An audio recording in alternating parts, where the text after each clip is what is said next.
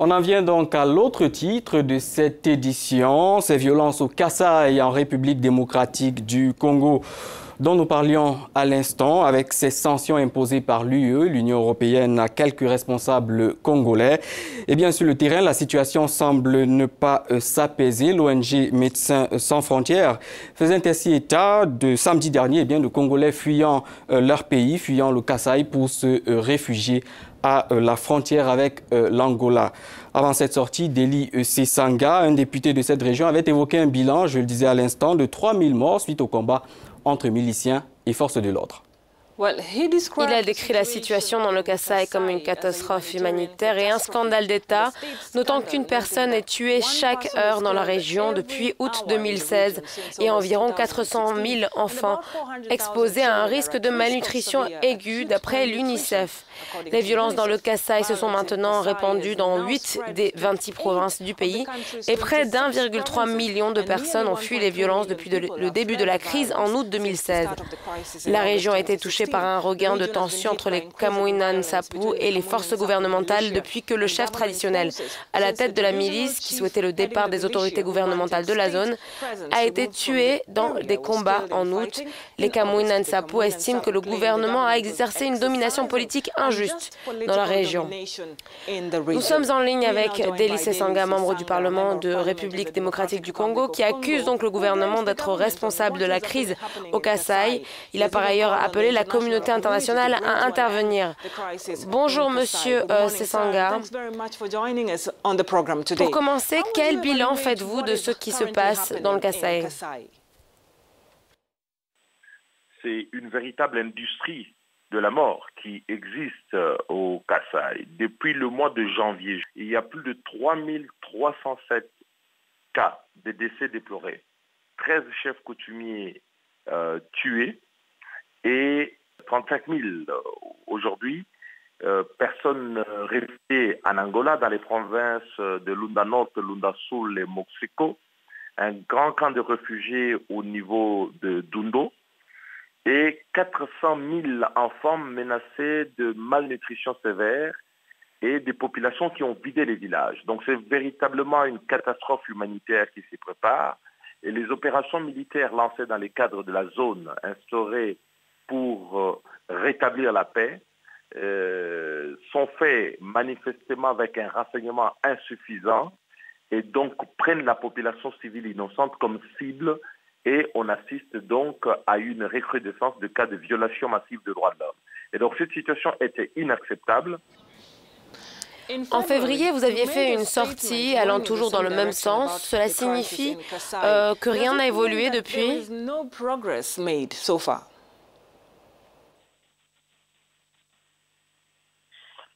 La situation s'est dégradée davantage. En février, nous avons attiré l'attention des autorités publiques, la communauté internationale. J'ai effectué une mission dans le Kasaï avec le vice-premier ministre, ministre de l'Intérieur. Et le plan que nous avions proposé en février a été adopté par l'ensemble de notables des élus de la province. Cependant, dans la mise en œuvre des recommandations issues de cette mission du mois de mars, rien n'a été fait. Nous recommandions, entre autres, de doter la province de nouvelles autorités pour avoir un gouvernement provincial qui pouvait lancer le dialogue avec les différents protagonistes. Nous avions appelé à ce qu'il y ait une conférence pour traiter de tous les problèmes coutumiers qu'il y a au niveau de l'espace kassaïen, qui sont des problèmes attisés le plus souvent à partir de Kinshasa. Et de l'autre côté, nous avions exigé qu'on puisse traiter de manière urgente et spécifique la question de droits de l'homme et que les agents de l'État puissent être sécurisés dans l'exercice de leurs fonctions là où ils se trouvent. Mais rien n'a été fait. Et donc, toutes ces questions n'ont pas été abordées, n'ont pas été traitées. Et donc, nous sommes revenus ici, donc on est reparti comme avant. Et ce qui fait qu'aujourd'hui, la crise est encore pire que ce qu'elle était avant. Pensez-vous qu'il y a lieu de renforcer le dispositif sécuritaire sur place? Le plus urgent, c'est que le gouvernement, qui a dû comprendre qu'effectivement il était dépassé par les événements, qu'il n'est pas dimensionné pour traiter de ce problème, que l'on puisse déployer, renforcer la présence militaire de la MONUSCO dans cette partie de la République, parce que l'une des missions de la MONUSCO, c'est d'assurer la protection des civils. Nous pensons aussi qu'il serait souhaitable d'avoir une force spéciale qui vient en appui à la MONUSCO pour pouvoir le faire. Alors, elle peut être trouvée du côté de la CRGL, elle peut être trouvée au niveau de la sous-région. Après tout, vous savez, à l'est du pays, il y a eu une brigade qui intégrée pour pouvoir traiter des effets liés au M23 à l'époque. Il y a eu l'opération Artemis au niveau de l'Ituri.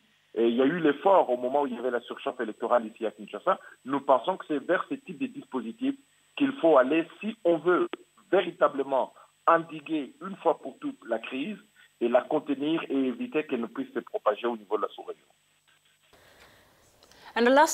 Dernière question d'Elie Sesanga. Pensez-vous que le débat actuel sur les élections à venir font que la question du Kasaï n'est plus prioritaire pour Kinshasa?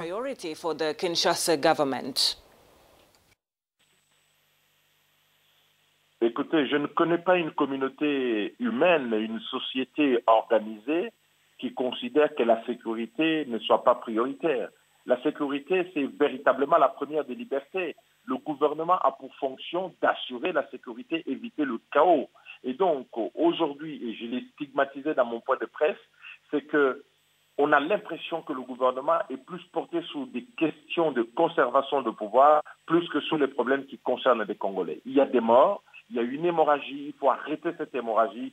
Ça, pour nous, c'est une priorité absolue. Parce que même l'élection dont on parle, est-ce que celle-ci pourrait se tenir dans un contexte d'une insécurité aussi généralisée sur une partie aussi importante de la République? Je sais que le gouvernement a tendance à minimiser les faits et à dédramatiser les choses, mais nous considérons, les faits sont là pour l'attester, que la situation est tragique et il faut pouvoir en prendre conscience et prendre conscience de la gravité de la situation et adresser le problème le plus rapidement possible. Et ça ne peut pas être fait au niveau du gouvernement, mais au niveau international également, pour pouvoir trouver une solution définitive.